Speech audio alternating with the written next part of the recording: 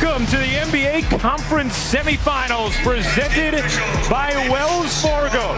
Tonight in gorgeous Salt Lake City, Utah, it is Game 3 between the Utah Jazz and the Houston Rockets, with this series tied at a game apiece. Ingles will fire and tip.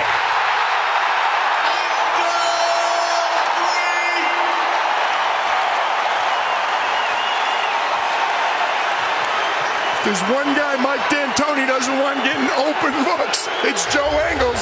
Guess they didn't learn that in game 2. Even with his heels on the U in Utah on the logo, as Capella able to put it in over Gobert. He has had success against Gobert in this series, now 9 for 13 when defended by him. As Capella rocks the rim with two hands on the delivery from Harden.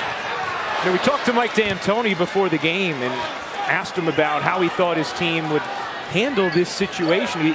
He said, look, I just told our guys, this is the first time we are really facing adversity this season. Had a smooth regular season, and this is our first real chance to prove our mettle.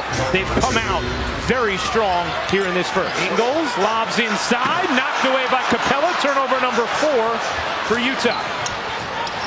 Here is Harden to the rim, lays it home.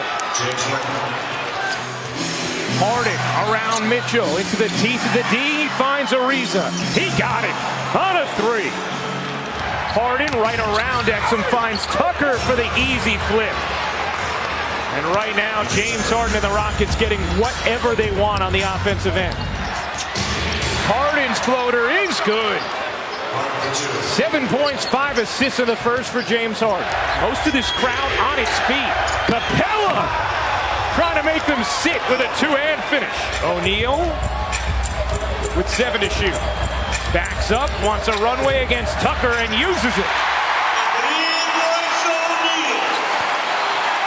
Royce O'Neal, who was in the G League in November, undrafted in 2015, played overseas for a couple of years, has been an impressive rookie this year as Harden hits the bomb. Harden's lob is finished by Capella. Difference in the passes. One lob turns out to be a turnover and 2 points the other way.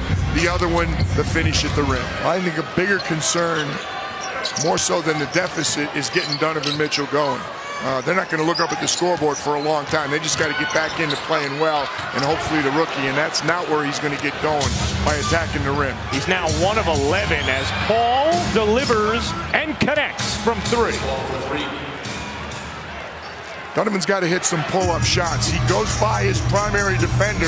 He's got to stop, and he's got to be happy with the 6 or 8 foot short jump shot. Meanwhile, Harden and the Rockets having no problem inside or outside. He has 12 points. Jazz had a 9-0 run midway through the second quarter.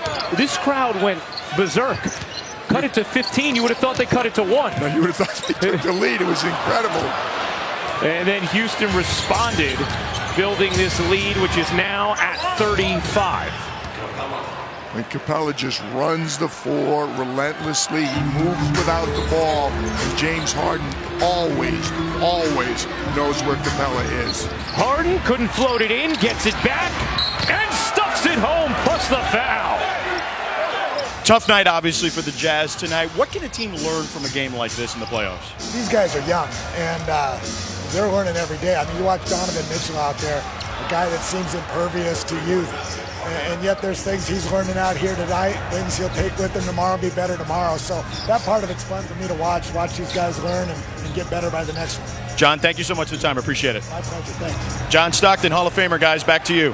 All right, George, thank you very much. I love that phrase John Stockton used to describe Donovan Mitchell, impervious to youth, which is so true. You know, Stock spends a lot of time. I had a couple Gonzaga games this year. Their daughter Laura is a starting point guard for the Lady Bulldogs Gonzaga. She's a very good player herself. And the 2 other guys, Houston was a football player at Montana, and Michael's still playing basketball. There's Coach Sloan, the Jazz legend, taking in the action. When you talk about a tough guy, you're talking about him as a coach, and he was a great coach. Coming into this building was never a treat. But I'll tell you what, when he was playing, he and Storm and Norman Van Leer in the backcourt, what a player.